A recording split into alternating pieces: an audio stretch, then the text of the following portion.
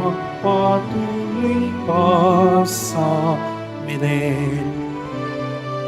Ating dalawin ang batang manunubos, ating ngayong dalawin, ating ngayong dalawin, dalawin sambahin siyang Panginoon.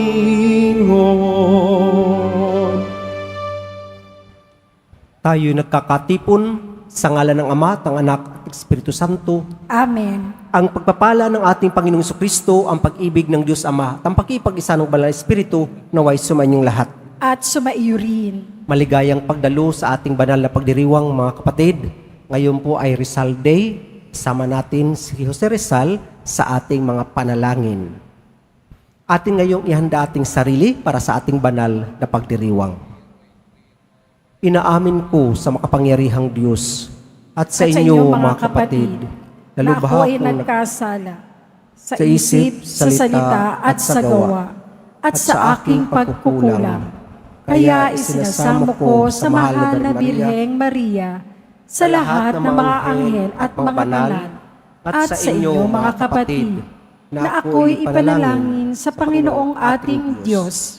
Kaawaan tayo ng makapangyarihang Diyos, patawarin tayo sa ating makasalanan at patnubayan tayo sa buhay na walang hanggan. Amen. Panginoon, kaawaan mo kami. Panginoon, kaawaan mo kami. Kristo, kaawaan mo kami. Kristo, kaawaan mo kami. Panginoon, kaawaan mo kami. Panginoon, kaawaan mo kami.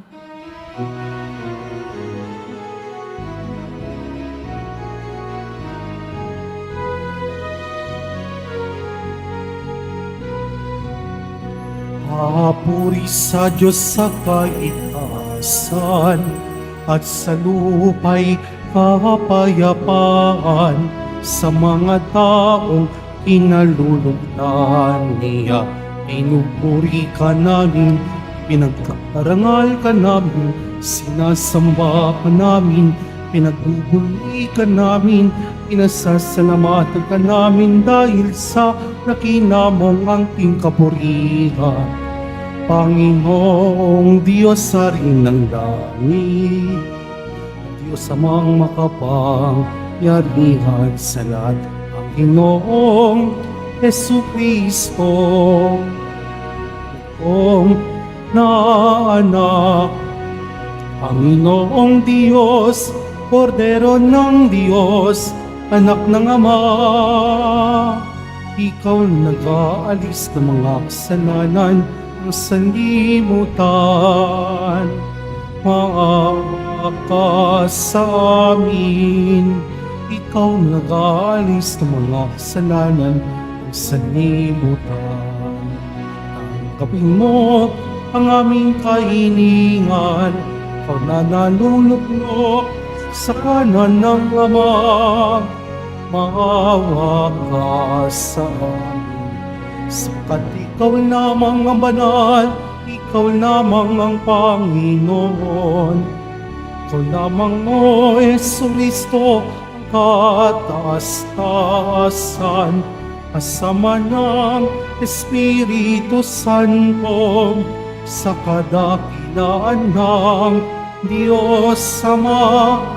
Amen, amen, amen. Manalangin tayo. Ama naming makapangyarihan, ipagkaloob mong ang bagong pagsilang ng iyong nagkatawang taong anak ay siya nawang magpalaya sa amin mula sa pagkaalipin sa lumang pagkasalawahan namin. Inilog namin ito sa pamagitan ni Jesucristo kasama ng Espiritu Santo magpasawalang hanggan. Amen. Magsiupo muna ang lahat. Pagbasa mula sa unang sulat ni Apostol San Juan. Sumusulat ako sa inyo, mga anak, sapagkat ipinatawad na ang inyong mga kasalanan alang-alang kay Kristo. Sumusulat ako sa inyo, mga ama, sapagkat nakikilala ninyo siya na sa simula pa'y siya na. Sumusulat ako sa inyo, mga kabataan, sapagkat tinalo ninyo ang masama. Sinulatan ko kayo, mga anak, sapagkat nakikilala ninyo ang Ama. Sinulatan ko kayo, mga ama, sapagkat nakikilala ninyo siya na sa simula pa'y siya na. Sinulatan ko kayo, mga kabataan, sapagkat malalakas kayo. Nananatili sa inyo ang salita ng Diyos at tinalo ninyo siya ang masama. Huwag niyong ibigin ang sanlibutan o ang mga bagay sa sanlibutan. Ang umiibig sa sanlibutan ay hindi umiibig sa Ama, sapagkat ang lahat ng nasa sanlibutan ang nakapupukaw sa masamang pita ng laman, ang mga nakatutokso sa paningin at ang karangyaan sa buhay ay hindi nagmumula sa Ama, kundi sa sanlibutan. Mapaparam ang sanlibutan at lahat ng kinahuhumalingan nito, ngunit ang sumusunod sa kalooban ng Diyos ay mabubuhay magpakailanman. Ang salita ng Diyos. Salamat sa Diyos. Magalak ang kalangitan at daigdig ay magdiwang. Magalak ang kalangitan at daigdig ay magdiwang.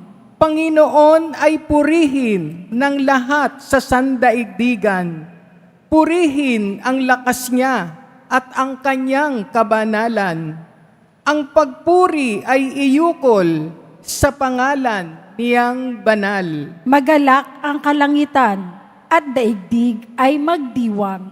Tumulog sa kanyang templo't maghandog ng mga alay.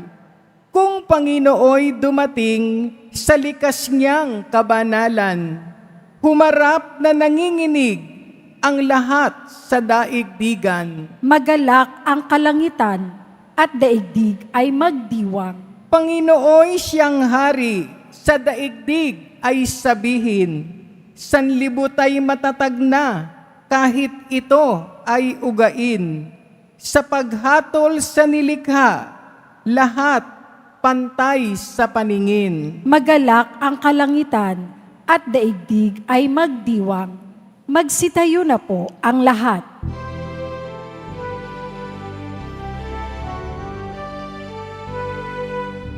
Hallelujah, Hallelujah,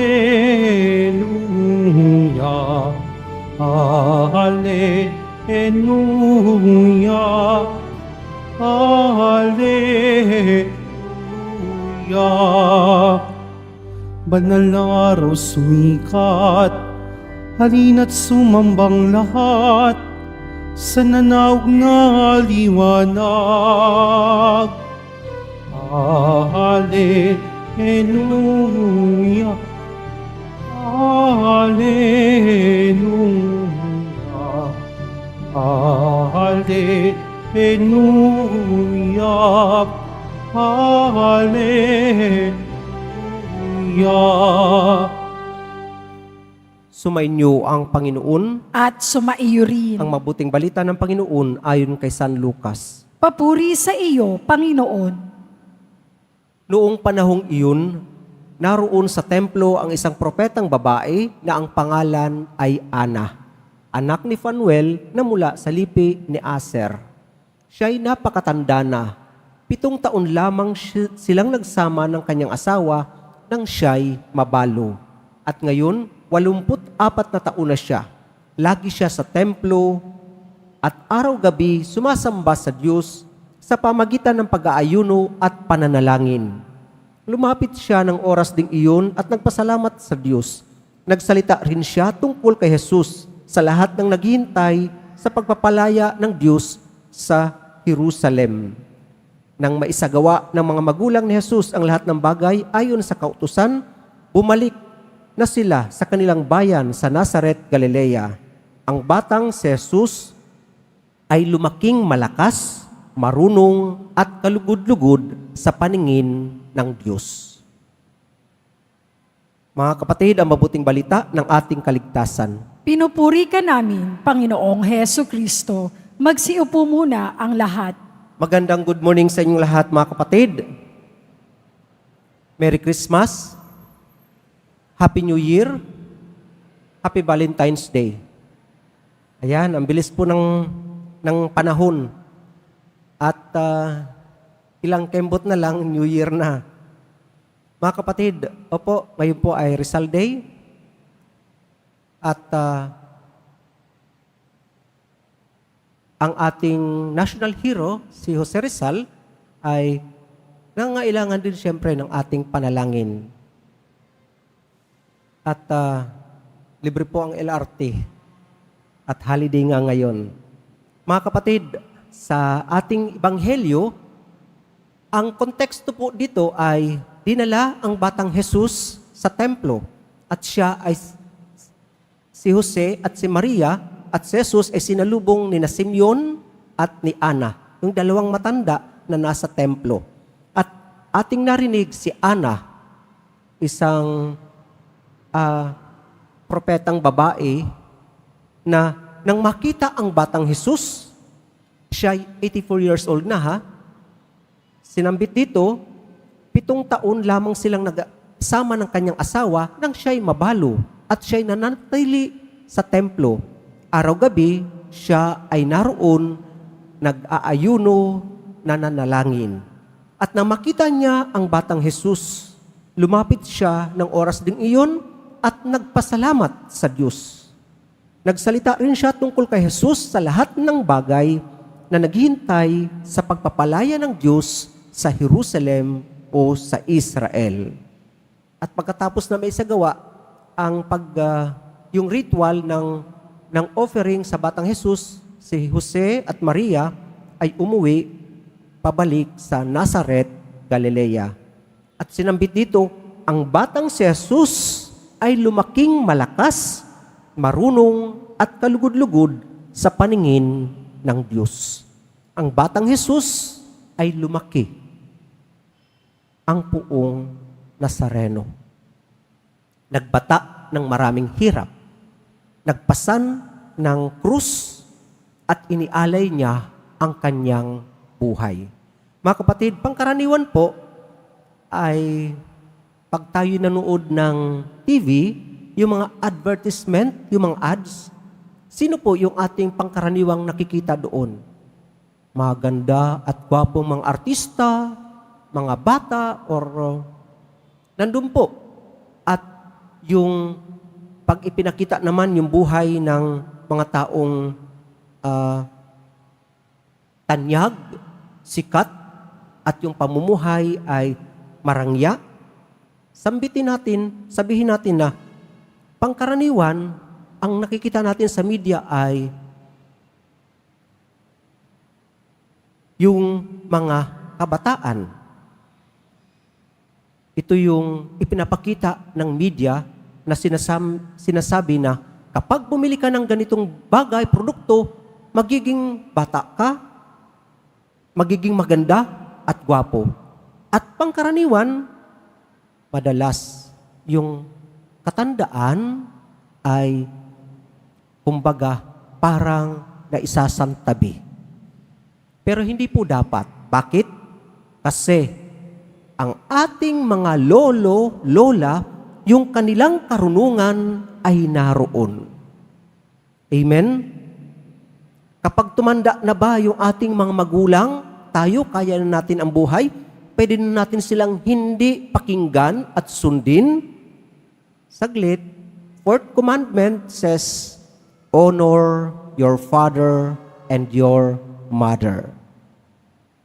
Pag tayo ay kaya na ang buhay, isipin natin nung tayo ay bata pa. Yung ating mga magulang na matanda, sila yung nag-alaga sa atin. Nung hindi pa natin nauunawaan ang buhay, wala pa tayong kakayanan, sila yung nag-aruga sa atin 24/7. At pag nagkasakit ang bata, alam natin ang ginagawa ng magulang, gising din sila. Maghahalinhinan sa pagbabantay. Bantayan mo ako na muna matulog. Di po ba ganun? Ganun tayo inalagaan ng ating mga magulang. Ngayon, ating narinig si Ana, 84 years old. At kumbaga, ganun din si Simeon, matanda, pero alam nila na ang batang Jesus na dumating sa templo ay siyang tagapagligtas. Sa ating unang pagbasa, tayo ay pinaalahanan ni San Juan. Pagpapaalala sa bawat isa sa atin na hindi natin kailangang sundin ang pamantayan ng mundo. Sundin natin ang pamantayan ng ating Panginoong Hesukristo, ang Puong Jesus Nazareno. Ano ang sinasabi ng sanlibutan? Kapag ikaw ay bata, tanyag, sikat, mayaman, okay ka. Saglit, hindi laging ganun. Ang mga kabataan nangailangan din ng pagkalinga ng mga matatanda. Amen?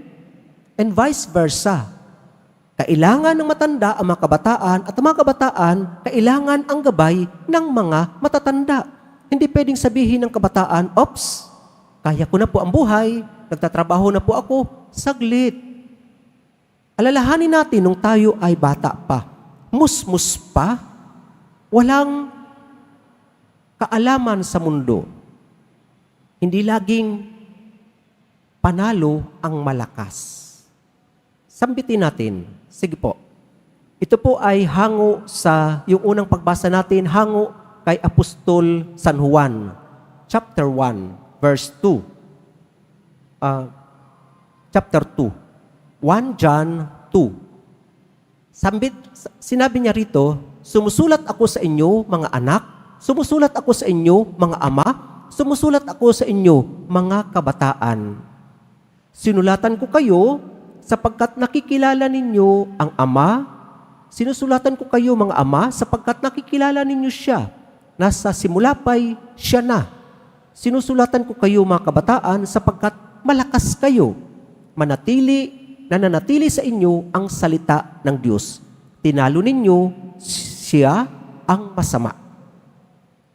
At ang kanyang paalala sa atin, huwag ninyong ibigin ang sanlibutan o ang mga bagay sa sanlibutan.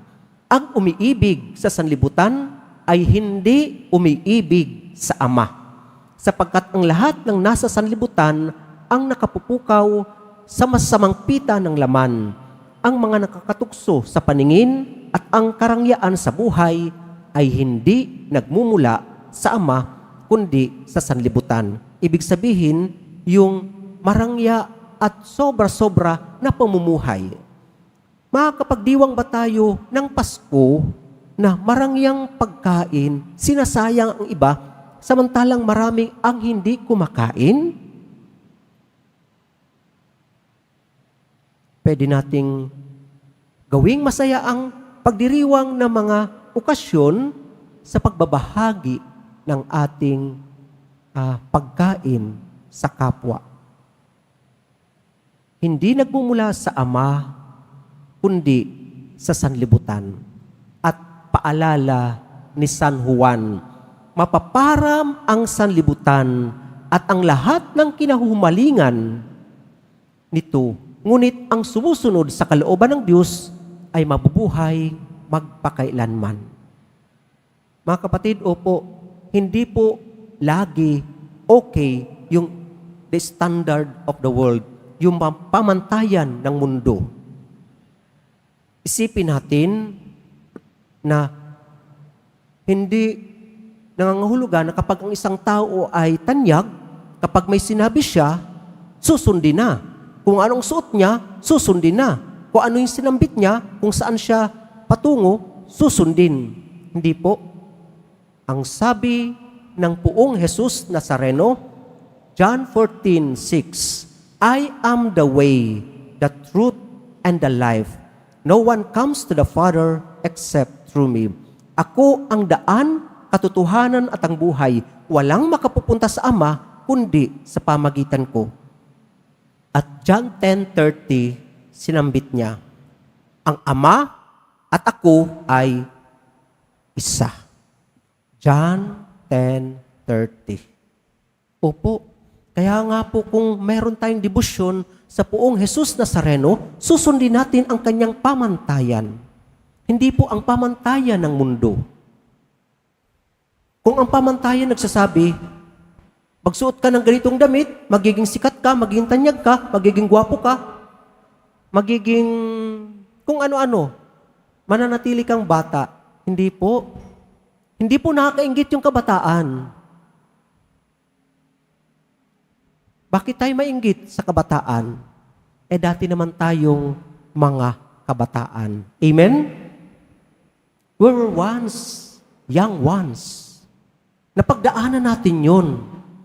Merong isang pare, tinanong siya, ang sabi sa kanya, are you not envious with the young ones, with their energy? Hindi ka ba naiinggit sa mga kabataan, sa kanilang energy, sa kanilang passion, at sa kanilang sitwasyon?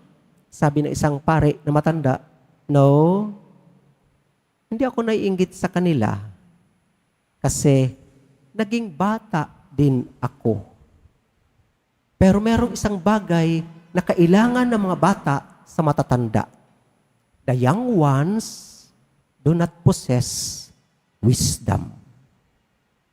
Yung karunungan na mula sa karanasan, sa pamantayan, at sa mga naranasan ng mga matatanda. So, yung kabataan at yung mga may edad, dapat may harmony. May harmony. Ngayon nga, kung sino yung techie, magaling sa gadgets, yun ang masusunod. Isinasantabi na yung mga utos, yung mga pamantayan na matatanda. Hindi po. Yung matatanda, nagsasabi lang sila kung ano ang tama. Amen? God is good all the time. God is good all the time. Mabuti ang Diyos dahil siya'y mabuti. Ipinadala niya ang kanyang bugtong na anak upang ibigay sa atin ang kaligtasan. At ngayon nga, ang Poong Nazareno nagbigay sa atin ng kanyang buhay, pagsasabi na sa paglilingkod, hindi sa pagiging tanyag, nakakamit ang kahulugan ng buhay. Sa paglilingkod, nakikita ang ating kahulugan bilang tao, bilang Kristiyano. Kapag nakita natin ang Poong Nazareno, lagi nating isipin ang kanyang pag-aalay ng kanyang buhay. Kapag nakita natin ang mga matatanda, nag-alay sila, naglingkod sa kanilang pamilya, mga mahal sa buhay. Isang beses, meron ako nakausap na kaibigan kong mayor, sabi niya, kasi that mayor, talagang mahal niya yung mga senior citizen. Sige nga, marami na bang senior citizen dito? Taas ang kamot? Taas ang kamay. Senior citizen. Ayan, sige po. Yung mayor na ito, mahal na mahal niya yung mga senior citizens. Ako yung parish priest sa Islam yun, sabi ko, Mayor, bakit niyo mahal na mahal sila? Father, naglingkod na sila. Oo nga naman. Walang kabataan kung wala yung mga senior citizen. Wala yung kabataan, hindi magiging maayos yung kabataan kung hindi naglingkod, nag-alay ang mga senior citizen na ito. Oo nga naman. Ay, salamat Mayor sa paalala. Napakaganda po ng program na yan. Pagmamahal of preference sa mga may edad. Mga kapatid, sa ating ebanghelyo ngayon, si Ana, nagpaalala siya na ang dumating na tagapagligtas, ang Poong Nazareno, ay ang inihintay ng sambayanan, kaligtasan. Mga kapatid, sana po, araw-araw, mapagnilayan natin ang pag-ibig na ito ng Diyos, ang pag-aalay ng Poong Jesus Nazareno sa atin. At nawa, sundan natin ang paalala ni San Juan, na ibigin natin ang pamantayan ng Poong Jesus Nazareno kaysa sundin natin ang pamantayan ng mundo. Mga kapatid, sa ating unang pagbasa, sinambit ni San Juan. Mapaparam ang sanlibutan o mawawala at ang lahat ng kinahuhumalingan nito. Ngunit ang sumusunod sa kalooban ng Diyos ay mabubuhay magpakailanman. Mapaparam ang sanlibutan at ang lahat ng kinahuhumalingan nito. Ngunit ang sumusunod sa kalooban ng Diyos ay mabubuhay magpakailanman. Magsitayo na po ang lahat.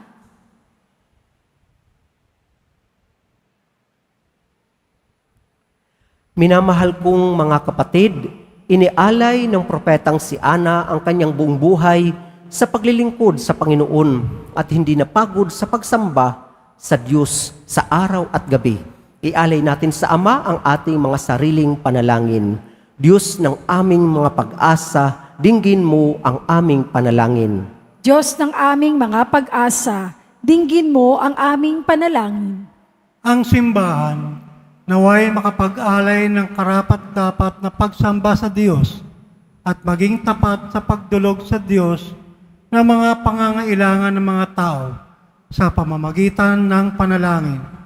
Manalangin tayo. Diyos ng aming mga pag-asa, dinggin mo ang aming panalangin.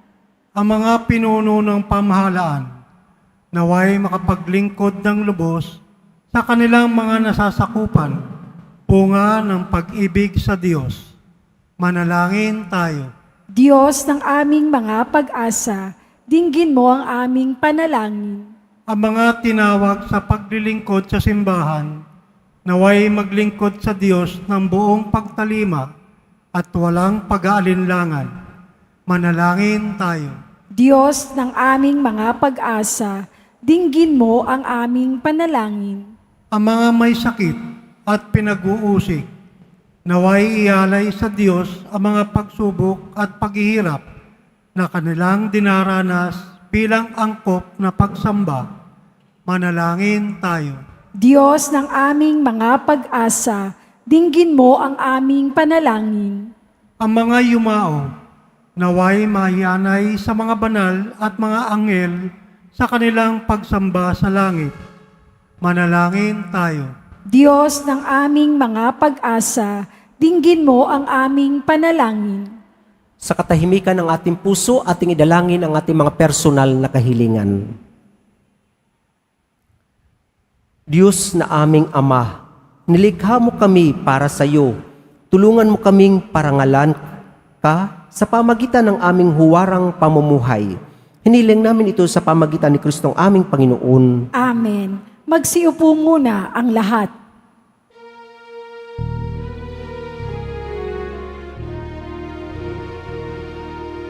O ay isang batang pastor, napatungo sa Belen, may dala na maialan kay Jesus sa sabsaban.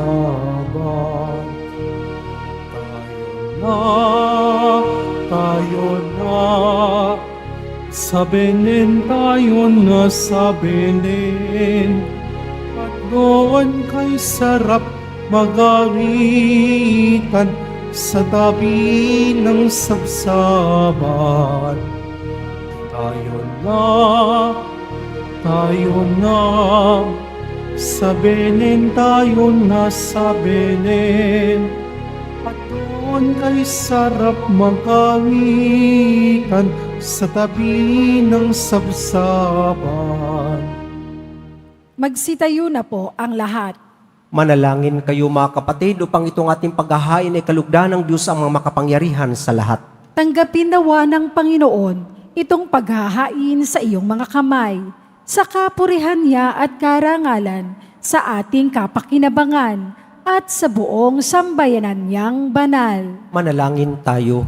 Ama naming lumikha, tanggapin mo ang aming inihaing mga alay upang ang pag-ibig mong aming ipinagdiriwang ay siya nawang ngayong mapagsalusaluhan sa pamagitan ni Jesucristo kasama ng Espiritu Santo, magpasawalang hanggan. Amen. Sumainyo ang Panginoon, At sumaiyo rin. itaas sa Diyos ang inyong puso at diwa. Itinaas na namin sa Panginoon. Pasalamatan natin ang Panginoong ating Diyos. Marapat na siya ay pasalamatan. Ama naming makapangyarihan, tunay marapat na ikaw ay aming pasalamatan sa pamagitan ni Jesucristo na aming Panginoon. Ang anak mong di naiiba sa amin ay siyang pumawi sa dilim. Kaya ngayon ikaw ang aming nababanaagan. Ang anak mong di naiiba sa iyo ay siyang iisang salita mo. Sa katauhan niya, ang iyong sarili aming nakikita. Sa pamagitan niya, ang iyong pag-ibig ay kahali-halina. Kahit ikaw ay lingid sa aming mata. Kaya kaisa ng mga anghel na nagsisiawit ng papuri sa iyo nang walang humpay sa kalangitan, kami nagbubunyi sa iyong kadakilaan. Santo, Santo, Santo, Panginoong Diyos ng mga hukbo. Napupuno ang langit at lupa ng kadakilaan mo. Hosana, Hosana, sa kaitaasan. Hosana, Hosana, sa kaitaasan. Nagpala ang naparirito sa ngalan ng Panginoon. Hosana, Hosana, sa kaitaasan. Hosana, Hosana, sa kaitaasan. Magsiluhod po ang lahat. Ama naming banal, ikaw ang bukal ng tanang kabanalan. Kaya't sa pamagitan ng iyong Espiritu, gawin ng banal ang makalob na ito upang para sa amin maging katawan at dugo ng aming Panginoong Hesu Kristo. Bago niya pinagtiis ang kusang loob na maging handog, hinawakan niya ang tinapay, pinasalamatan kanya, pinaghati-hati niya iyon, iniabot sa kanyang mga alagad at sinabi, tanggapin ninyong lahat ito at kanin ito, ang aking katawan na ihahandog para sa inyo.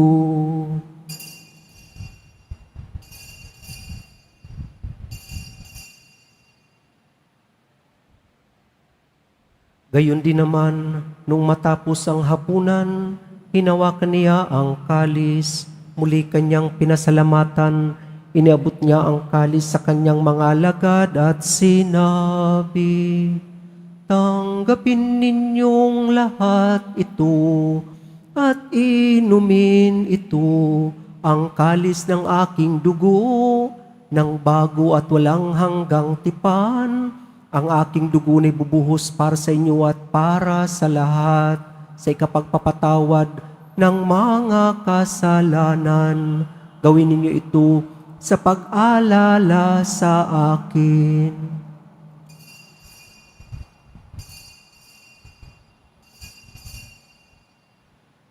Magsitayo na po ang lahat. Ipagbunyi natin ang misteryo ng ating pananampalataya. Si Kristo'y namatay, si Kristo'y nabuhay, si Kristo'y babalik sa wakas ng panahon.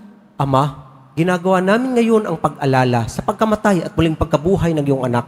Kaya't inaalay namin sa iyo ang tinapay na nagbibigay buhay at ang kalis na nagkakaloob ng kaligtasan. Kami nagpapasalamat dahil kami iyong minarapat na tumayo sa harap mo para maglingkod sa iyo. Isinasamo namin kaming magsasalo-salo sa katawan at dugo ni Kristo ay mabuklod sa pagkakaisa sa pamagitan ng Espiritu Santo. Ama, lingapin mo ang simbahang laganap sa buong daigdig. Puspusin mo kami sa pag-ibig. Kaisa ni Francisco na aming Papa at ni Jose na aming Obispo at ng Tanang Kaparian. Alalahanin mo rin mga kapatid naming nahimlay nang may pag-asang sila'y muling mabubuhay, gayon din ang lahat ng mga pumanaw. Kaawaan mo sila at patuloyin sa iyong kaliwanagan. Kaawaan mo at pagindapatin kaming lahat na makasalo sa iyong buhay na walang wakas. Kaisa ng Mahal na Birheng Maria, ni Ina ng Diyos, ng kabiyak ng puso niyang si San Jose, kaisa ng mga apostol at ang lahat ng mga banal na namuhay dito sa digdig ng kalugod-lugod sa iyo. Maipagdiwang nawa namin ang pagpupuri sa kararangal mo sa pamagitan ng anak na aming Panginoong Hesus Kristo. Sa pamagitan ni Kristo, kasama niya at sa Kanya, ang lahat ng parangal at papuri ay sa iyo, Diyos amang makapangyarihan, kasama ng Espiritu Santo, magpasawalang hanggan. Amen. Amen. Amen.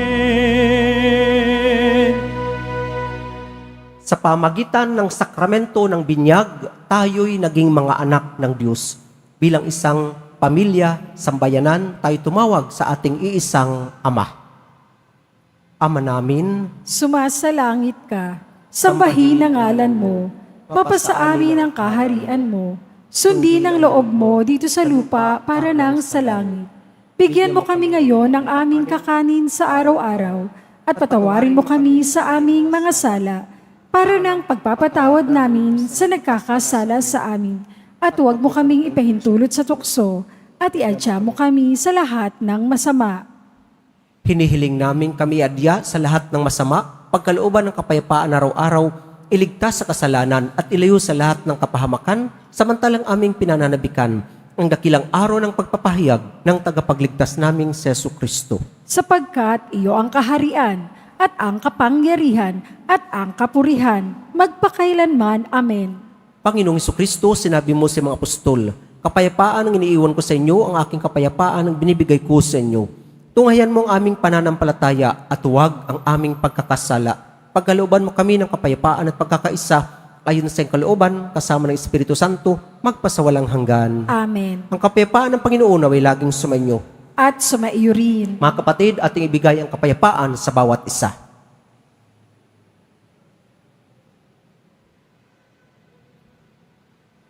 Kordero ng Diyos na nag-aalis ng mga kasalanan ng sanlibutan, maawa ka sa amin.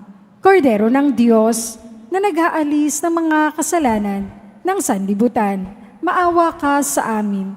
Kordero ng Diyos na nag-aalis ng mga kasalanan ng sanlibutan, ipagkaloob mo sa amin ang kapayapaan. Magsiluhod po ang lahat. Mga kapatid, narito ang ating Panginoong Jesucristo, ang anak ng Diyos na nagkatawang tao, nag-alay ng kanyang buhay para sa bawat isa sa atin. Siya ang kordero ng Diyos na nag-aalis ng makasalanan sa sanlibutan, mapapalad tayong inaanyayahan sa kanyang piging. Panginoon, hindi ako karapat-dapat na magpatuloy sa iyo, ngunit sa isang salita mo lamang ay gagaling na ako. Ang katawan ni Kristo. Amen.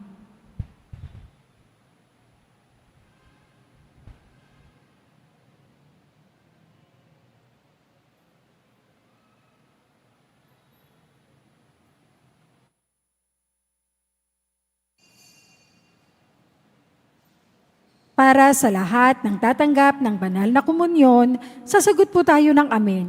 Pagkasabi ng pari o ng lay minister ng katawan ni Kristo at isubo agad sa bibig.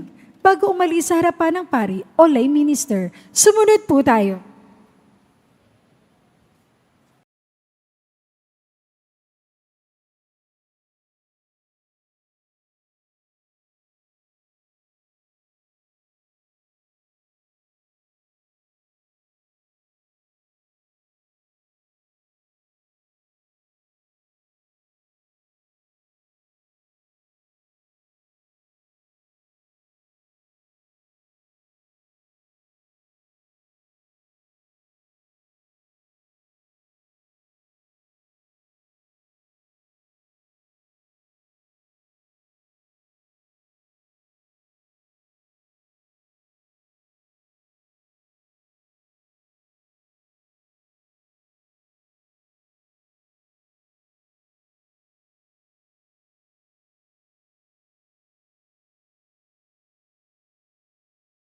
Manalangin tayo.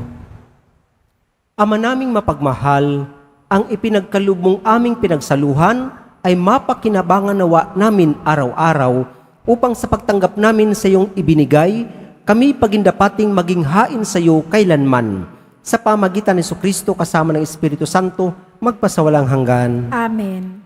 Sumainyo ang Panginoon. at sumaiyo rin. Yumuko kayo at hilingin ang pagpapala ng Diyos.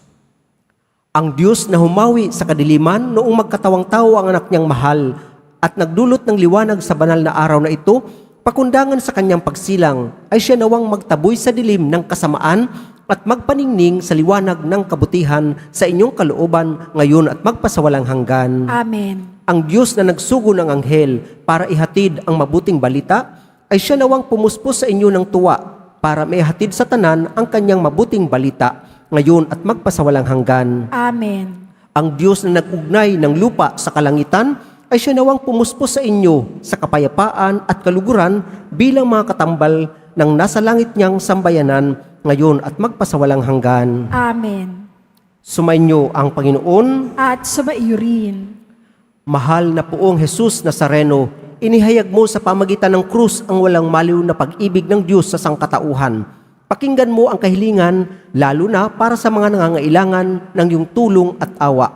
Makamtan nawa namin ang inyong kasagutan na may utang na loob na tinatanaw.